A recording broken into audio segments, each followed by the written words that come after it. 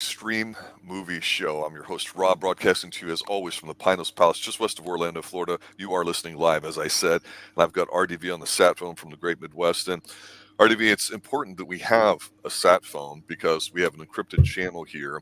Because in the hood, I don't like to have people pick up things. And being a 1,000+ share stock member in ASTS, the startup space company, that's going to be at least a 10 bagger in the next year or two, I Right. predict. Although I do not give financial advice as not being a financial advisor.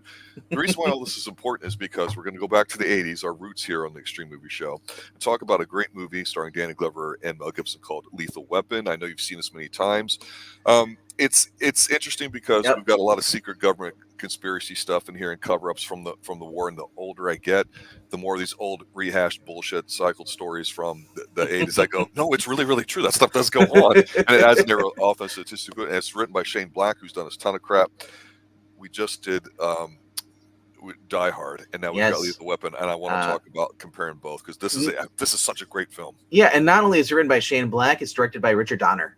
Yes, known for doing tons of action movies in the 80s, and produced by Joel Silver, that's also done the same thing as well. So that's, you just have all these great ingredients. And I think the first thing comes to my mind when someone says Richard Donner, it's Superman. That's what I come to, and the Donner cut and all that stuff. Well, let me ask you this I always forget. So I always forget. It's like, it's right. He directed this and this. Yeah, now I know over on the other channel that you host and run stuff on that you'll be talking about, you do mostly comic book readings and things, but we've talked about doing crossovers with movies. I don't get into this too often, so I don't know if it's a big deal, but to me, the original Superman is by far the best out of any Superman incarnation. Is that typically what most people think of today, or is it a big argument? Christopher Reeve's is iconic Superman. It's the first one. It is also the most accurate, I guess, as far as, of course, the Silver Age, which we consider like the 60s and 70s up until post-crisis. But yeah, arguably he is probably the most famous Superman next to, and then you'd say the next one in line would be Cavill, because Cavill actually looked the role. He actually looked, absolutely, yeah. But yeah, so he's like I said, Superman, Donner. And Christopher Reeve, that's what it goes to whenever somebody mentions the Donner, Richard Donner, because I don't really think of anything else. Off the top of my mind, this is the only movie that I know of. I haven't ever looked at his IMDb. I never really pay attention to who the directors were. So now that I'm starting to see kind of a pattern and stuff, it's like, oh, okay, it makes sense. And Shane Black, we were just talking about offline. Shane Black, he basically did Iron Man 3. And it's no hidden thing, unless you've never watched Iron Man 3. But if you watch this movie and then you can put it side by side with Iron Man 3, it's pretty much the same story.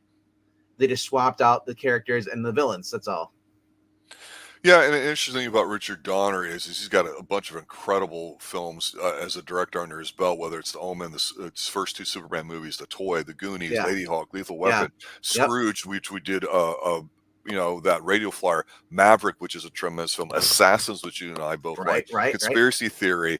I mean, so the guy's just got an incredible resume, and then you've got Shane Black not only writing it, it's just a tremendous combination because Shane Black himself's got such a great bit of writing and stuff with him too, not just Lethal Weapon, but the Monster Squad, Last Boy Scout, Last Action Hero. So this is about as good as it gets in the 80s. And again, watching this film, I'm reminded of us talking about recently Die Hard, and Die Hard's your quintessential popcorn film action. Everybody loves it. Yes. But I just feel like this movie is head and shoulders above it. It's just better. And part of the Shane Black thing is the whole buddy cop kind of thing coming together.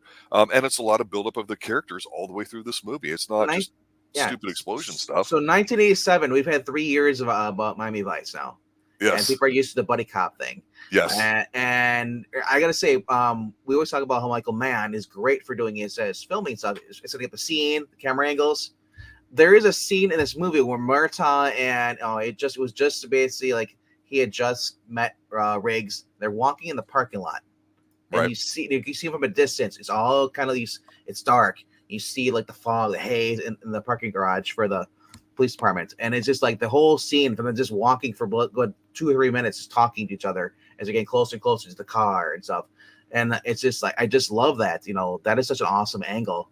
For when it comes to like movies and stuff. Because literally could have just had, they could cut scenes, jump where they're in the middle of the car into driving. But Right. no, he kind of want you, like everything as far as Shane Black writes in here, the speech is important. You're not only recounting the deaths that people that Martin Riggs kills, because basically, if I'm going to shoot someone, they're trying to kill me, I'm going to kill them. Like, and he always ends up like, there's no one to like get information on because he kills them. That's right. Yeah, and like I said, so it's kind of like like I said, it is a buddy cop. People talk about Rush Hour being like probably one of the greatest buddy cop movies there is. I say it doesn't hold a candle to this. There's just something about the way Mel Gibson does the crazy eyes, the face. Murtaugh playing the older sergeant, and like, he's got this guy who's not a rookie, but he's been on the job for 11 years, at least. Mm-hmm. And he's stuck with a guy who's kind of like known to be almost suicidal. His wife died, and just recently he was married to her for like 11 years, and he's, you see him, he's watching like, he's watching first Three Stooges, and then we hear Bugs Bunny in the background. This guy's got a hollow point bullet that he keeps with him because if he's gonna go out, I want to make sure I dead, Yeah. It's just the whole story compared to Die Hard. Die Hard was more of a comedy. Yes. This is more like, this is kind of like, I compare this to like as far as Miami Vice goes. Like, there's ups and downs, and then when it gets dark, and you feel for Riggs. It's just this guy. He's alone. He's got a dog, lives in a tour home. They got the rain playing, and then to top it off, what's really great about this movie is that they got Eric Clapton to play his Riggs music in the background, like the soft music, mm-hmm. and it's sad, and it just works. The soundtrack, everything. Lots of sexy sax in here. Oh my gosh, I love that 70s and 80s, man. Whenever you have a saxophone in there, I miss that, because now today is like there's no saxophone, like there's no soul to the music. But yeah, basically two guys forced to work together to stop a heroin plot going around, led by the general, this former military guy, and his sergeant, his own sergeant, which is played by Gary Busey, his mercenary guy. People forget Gary Busey's a really good actor. Oh, and you kind of, unless you've seen this movie in a while, you kind of forget that Gary Busey's in this. And let's not forget the man of the 80s himself, Mr. Tom Atkins, is in here as well. I popped when I saw him. Yeah, Tom Atkins is here too as well. Because it's his daughter's the one that gets smoked. Yep. Yeah, well, more like washed, because basically we see this. It starts off with his babe, kind of topless. She's in a lingerie. She's kind of catering in a hotel, and you see yeah. Wait, this opening. Yeah, it's like Sharky's Machine. You get the slow kind of rolling from the helicopter perspective at night, going into this ultra insanely expensive pad with her, and they're not afraid to show her body. Thank you, 80s and everything too, but they're not graphic about it. It's just there, and she jumps. She jumps, but you just find out later that she was basically the drugs she had and heroin on her body, but she also had like Drano or Drain Killer. Yeah. So there's no way she was going to survive anyway, and they figure out, she wasn't alone, and her dad was basically upset because she was doing porn, and she was most likely was pushed, or at least or if she hadn't jumped, she would have died. And so it goes back to this girl Dixie, and I love this scene where they pull up to they figure this out. It's like, okay, let's go and visit Dixie here.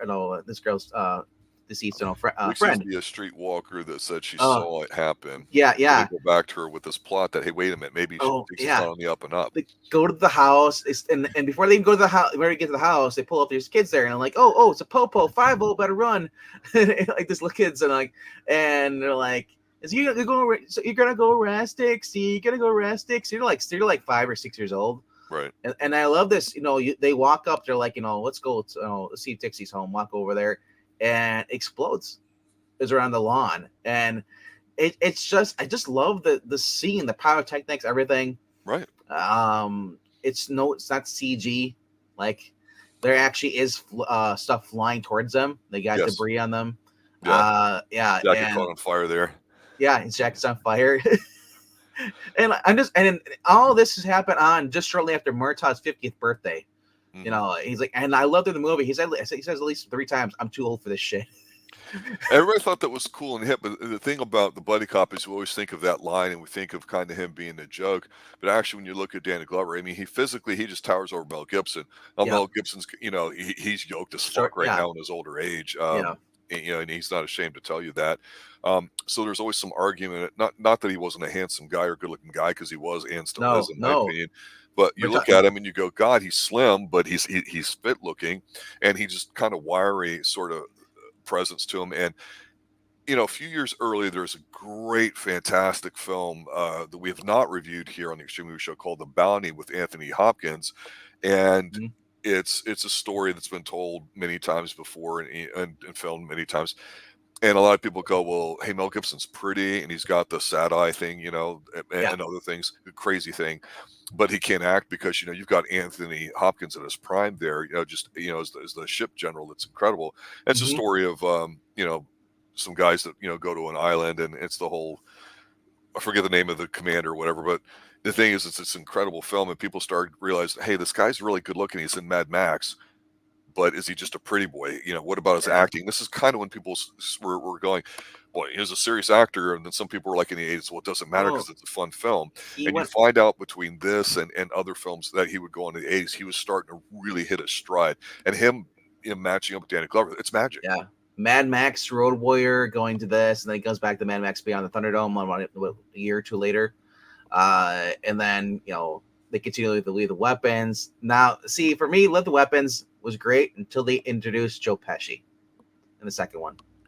To me, that's what ruined it for me, because it's just like it got to the point where like, oh, you got this annoying PI guy, and like, I need less Pesci. Pesci is he's a I guess their whole angle was they want you to hate Pesci's character because they want you to feel for the detectives. But I'm like, it's just over the top. But so I'm always glad when I watch the first one, because the first one there's no Joe Pesci whatsoever.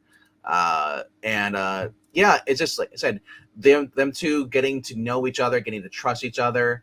There's a scene here where you see Murtaugh basically goes up. There's a guy who want to jump. He goes up, runs up there, and checks off the guy. He's like, hey, so I don't want to jump. He's like, it's really easy. I'm not gonna arrest you. But then the guy, and then so he's like, you want a cigarette? It's Sure. kind of fun. He's like, I love it. hey, my boss is watching me. And we're like, at least, Yeah, let me look yeah, like I'm doing my job here. yeah. You're right. Have a cigarette. He Yeah. does it like he doesn't give a shit. But then you see, and then eventually he reaches over, he puts the handcuffs on the guy. He's like, no, it's not down where to get. He's like, you're crazy. He's like, he's like, you want to jump? Let's jump. It's like, he's looking, it's like, and you see when they jump. The funny part is when you see them jump, the handcuffs they're not handcuffed anymore. It's loose. Yeah. But Well, they're holding their hands. yeah. So it looks like that is. And I always thought that was like this guy is just nuts. Not only that, they having the psychiatrist in here arguing with his chief and saying like, you can't put Riggs out there. Riggs is suicidal. It's like, he's like, no, he's a good cop, and if he ends up butting a bullet, then we'll know. Well, and that's true, because this is it's when there was even a conversation right before that with some yeah, of the guys in there about yeah. what an 80s man means and showing emotions and Yep, stuff like that. They're yep, trying to yep, mainstream some of the stuff. And back then, you just laughed at it like, ha ha, that this is bullshit. Leave it yeah, alone. But you see how yep, it's even started way back then.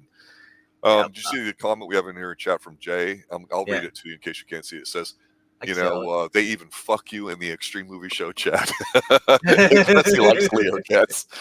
Yeah, it's interesting because we talked about how in the late 80s going into the 90s, there's just like this, automatic door shut, where you go, wow, things aren't the same anymore, whether it's music and a lot of things in pop culture. And we talked about how It's- movies kind of, if they were released maybe a year too early, would have worked and then didn't. And I think Lethal Weapon popularizing itself more on the comedy route and taking Joe Pesci into it allowed them to be successful. Not just because Mel Gibson's in it, but they yeah, were, I think, prescient and kind of looking forward, going, well, this is kind of how we have to do it. Because again, kind of going back to Sharky's Machine, for example, and that's a serious and dark thing. A lot of the similar things that happen in that film happen in this one, where not just the people falling in some of the shots, but the fact that you've got a beautiful woman. What do beautiful women do? Well, they command man's attention. Well, what happens? Men apply resources towards getting that sexually or otherwise. What do men do that are really organized? Well, they had a upbringing in the war. So what it yeah, does, and again, it's not a difficult thing to do, is you show who your characters are, and when you think of Murtaugh, you get to see him, and +1, +2, +3 for Mel Gibson, willing to show his ass and all that. That inspired me as a young guy in the 80s going, well, why do women have to always show themselves nude in the 80s? So good on you. But when you see Danny Glover turning 50, he has a nice family unit. And when you think of it, you don't see that a lot. And there's always the broken home, the dad's the doofus reading a newspaper, not with his family. And we can argue if we wanted to go there, and I don't think it's really necessary, that of course his family is African American and Murtaugh's a single guy and he's white, and so you don't know about this cross culture thing because Murtaugh's Danny Glover. No, sorry, Murtaugh, whatever. Yeah, well, I'm thinking the actors, but Danny Glover's kid, she's crushing on him big time, and they're definitely dealing with themes about stuff. So much so that you're like, man, this is what happens. A guy in suburbia can get drawn out into the streets really, really quick. And so there's a lot of these little things that are going on. Sometimes they're kind of lighthearted, sometimes they're not.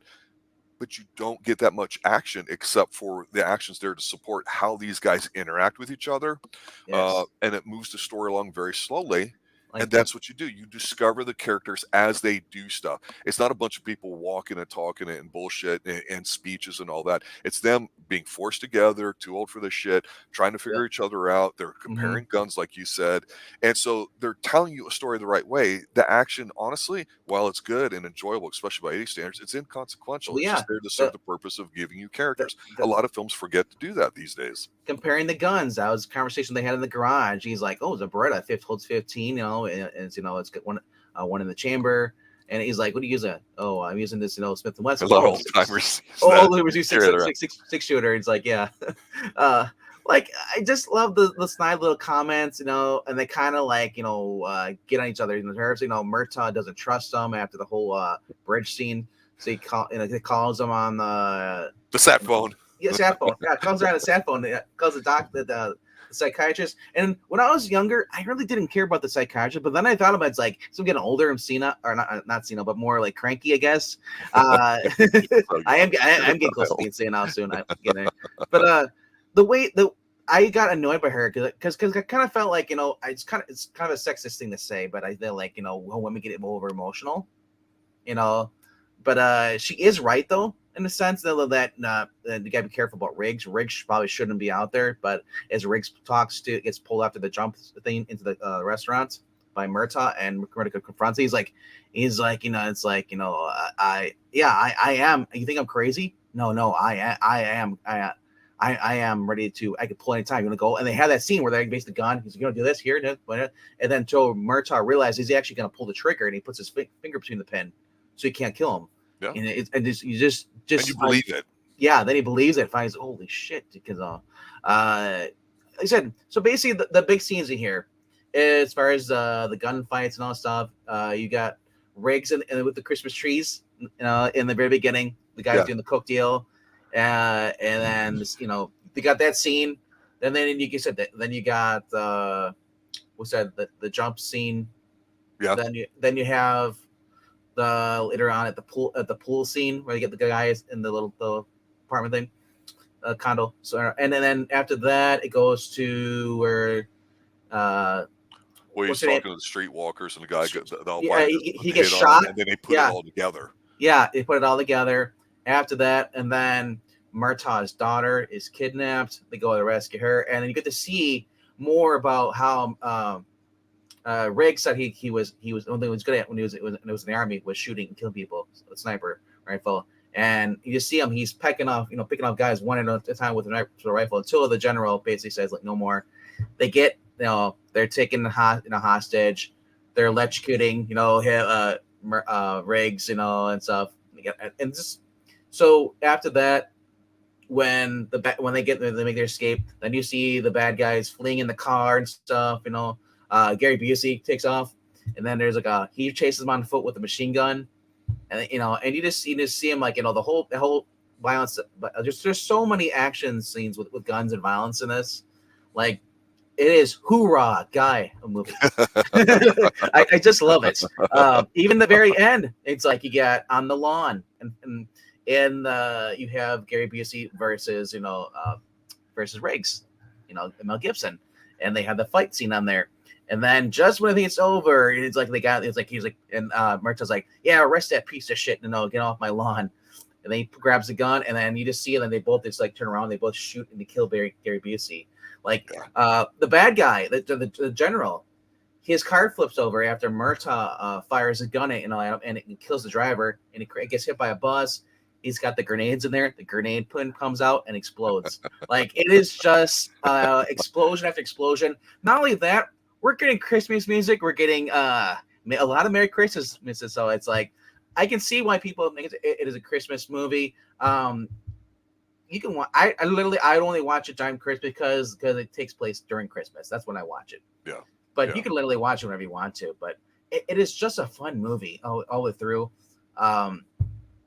And I sadly heard that like the Mel Gibson wants to do a fifth one still. And somebody did. I kid you not. You have to go look it up. But you type in Lethal Weapon like and number 5. Somebody digitally aged Murtaugh and Riggs, so they're like in their 60s. Well, hey, Liam Neeson, obviously with the Taken franchise, and why not? You can play Bond. I mean, there's a way you could do it, and their chemistry would still be there. And the way I would see it is they're both retired, and they stumble across it. It's like grumpy old men. All of a sudden, it's like, oh shit, we're dragged into this stuff. But Briggs, you got me into it. It's like me, you. It's like you can still do it. I don't know how agile Danny Glover is, but I mean, Doesn't have to be. Yeah, you work with what you got. Yeah, so it'll be funny because his character was just 50 years old in 1987. So I wonder how they're gonna play it if they do another movie with him. But overall, I'll just say this: if you guys do another movie, no Joe Pesci. Make it serious. No, it's.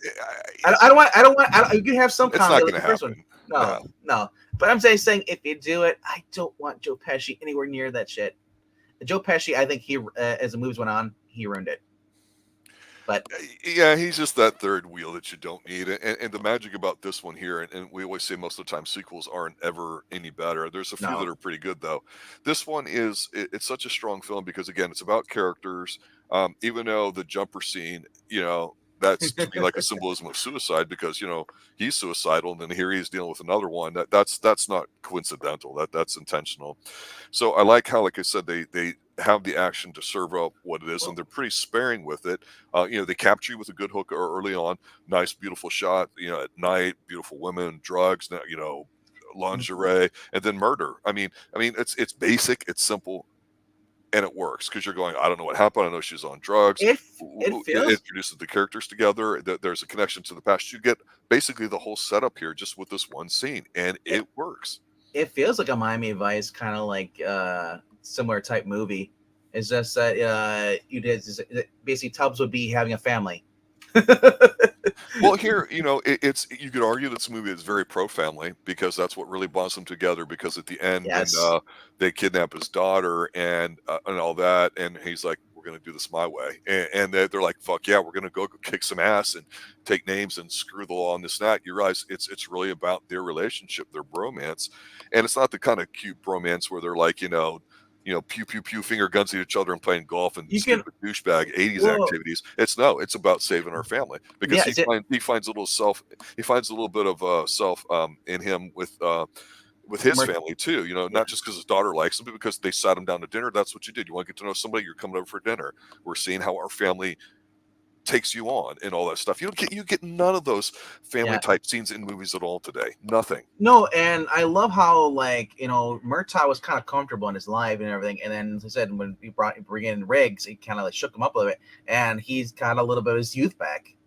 You see him towards the end, and he's like, he said, we're going against the general. He's like, you're freaking kid, my dad, you're dead, pretty much. He's because Riggs had chased after Gary Busey, and Murtaugh just kind of laid there against the pole, kind of tired. But he thought about it. He got pissed off. He thought about what this guy did. So he stands outside the garage where the cars go to the general, and he's just like, nope, you're gone. Just like, so I like the fact, they kind of improved each other's lives. Murtaugh, it's Murtaugh if say they're better for what they've gone through. Yeah. For better or worse, the death do you part. well, that's true. But let's switch gears and talk about the bad guys. A lot of times, people, when you have weak characters or people that you don't care about, you start focusing on like, man, that that bad guy's pretty cool. Like with James Bond, the first one that was really cool. A lot of people think Oh, Goldfinger, but I just say it's Scaramanga. You know, Christopher Lee, because he's got the island yeah, thing and all this stuff, and you're like, this is badass, and and so we start not we start taking these villains and we start making them like cool or anti-heroes or all whatever friggin' term you want to use. But the bottom line is they're supposed to be bad people. And what's good yeah, about this film with the bad guys is they're effective. We don't see yes, much of them. I think it really hits home with everybody about over an hour in the film once we get somewhere in the middle of the second act when they have the house explosion when they're looking for Dixie and all the kids, which normally would be scouts and they'd be on the drug runners payroll. They're yeah. not. They're just kids No, out there. they're But he's innocent like, no, kids. I saw him. He looks like a white guy, but he's got that, and he points to his He's got the tattoo. tattoo. Yeah, And yeah, so that's you right. realize the shit is real. It's legit. Plus, he Well, they finds a specialty explosive device in it, so it's good old fashioned well, detective. yeah, that scene right there you're talking about when they're at they're interviewing the kids because like one of the kids saw the who did it, saw the guy check the gas meter and stuff, Big Bird. Yeah, yeah, and I love the fact I love the fact that like they sit down and like the other kids like don't tell them your name, he'll arrest you, put you away. They arrest people, it's like Yeah, don't talk to cops. Don't be a yeah, snitch. yeah. Don't tell him Alfie. And like, oh shit! Like they told him his names. And they're like, no. And I love how Murtaugh's like, that's the cutesy voice. Hey, we're not gonna arrest you. And I'm just thinking like, I'm waiting for normal today would be like the kid would mouth back at him and like, Tell him to shoot him. yeah. I mean, seriously. Yes, in like today's maybe. They're packing. But Yeah. yes, little Afghanistan. Yeah. No. But yeah, every scene in this movie is just fun. I don't think there's a dull scene I came across. I love the helicopters, the scene, it's just, and I've started to see some of this stuff popping up in shows like The Rookie. So they're trying to do some of the action stuff on TV, which is kind of cool. But yeah, Mel Gibson, man, I loved him in Mad Max, loved him in even Beyond the Thunderdome too, and I love in Roadrunner, Road Warrior, not Roadrunner. Bird on the Wire was another one he did with Goldie Hawn, another suspenseful movie. The guy is pretty good when he's able to do stuff. It just sucks to get canceled by Hollywood, but honestly, looking forward to maybe reviewing some of the other movies. I know we just did Die Hard. I wouldn't mind doing later in the year, maybe doing a Die Hard 2, or even heck, we could probably do 3 as well. But that is to be when it goes to Die Hard 3, it's Samuel Jackson. That's what it is. It's a Samuel Jackson movie with Bruce Willis. But that being said, fun movie. Yeah, Definitely check it out.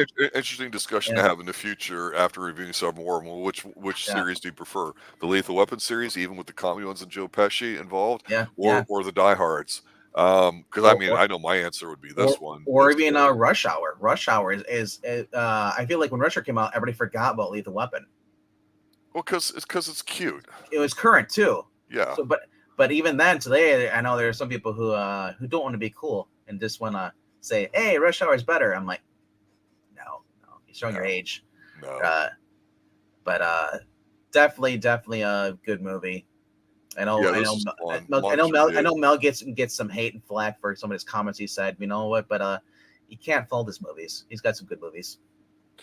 Yeah, and that's pretty much what we talk about here, unless it's relative to what's going on or might explain stuff too. And we've talked about patterns of movies, and that's what we say here on Extreme Movie Shows that we're 80s based, because that's when I grew up, and you're more the 90s to 2000s, and our young 20-something Professor Pixel is more of the current generation. So 3 generations of people discussing films on here. Plus, sometimes we have a guest that may be older or have a different perspective, and that's always nice too. I think here, when you go back and you look at Mel Gibson's catalog, there's so many things that you can pick out, and then you realize, crap, he's just friggin' as good as a director too. And I don't mean, like Passion of the Christ, which is obviously a massive hit, and some people find it very controversial, but like Apocalyptos, tremendous. There's an intensity that he usually has in a lot of his films because of how he is, that it comes through. And I think that that's lacking in a lot of films today. And again, a lot of the films we see and here, we're going, okay, this is an 80s film, and they're electrocuting his ass, in some dark little alleyway after kidnapping his family. You're like, okay, it's not like, morbid, but it's not, Goonies kind of lighthearted fun with Chunk and people running around and the goofy kind of villains and stuff like that, a kid's kind of thing. And you can do a movie in a way that appeals to adults like this, that's very positive. It doesn't have to be there was a lot of explosions and things going on and gun shooting, but is this really that violent of a film? I mean, you could argue that with the blood and the guts and how that changes. But I just look back at this and I go, man, electricity and electrocuting people. There was a new bit of violence in the 70s, particularly, and it got a little more stylized in the 80s with slashers and all that. And you could argue a lot of that came out from, you know, the Vietnam War, which gets referenced a lot in 80s films. You can't help but do that when it's the military and all the canon ninja films we've talked about and other stuff. So, yeah, this is. It's hard to say which trilogy or set of films are his best because his Mad Max films are tremendous. It's really hard to find a stinker in his catalog, but he's got so many damn good ones. And Payback, we just said that a couple weeks ago. Remember Payback? So yeah, I'd say that the worst one in any on his IMDb list would be Get the Gringo. Yeah. So maybe other final thoughts? No, just do what the ticker says down below. Please click like and subscribe if you haven't done so. If you're watching this on the replay or even watching this right now, you guys, Jay or Ed, thank you for watching, joining us. Leave a comment down below. Tell us what your favorite part of the movie was. Yeah. That being said, I hope everybody had fun. And if you guys have another movie suggestion that we should review that we haven't done so, please leave that also below in the comment section. Yeah, after the new year, we'll be back on our normal schedule. So we'll have some schedule changes because of the holidays coming up. So if you guys celebrate or whatever it is you guys do, have fun with that. We'll still be dropping some content here. Mission Impossible is going to be coming up, and we may do something coming up on Saturday or Sunday next week, even if it's early and not in the evening. So just is what it is there too. But it's been a lot of fun. It's a great way to wrap up 2023 here with Lethal Weapon. Man, this was a good film too. So for everybody else, thanks for watching, guys. Thanks for listening. And as always, stay extreme. Good night now. Later, guys.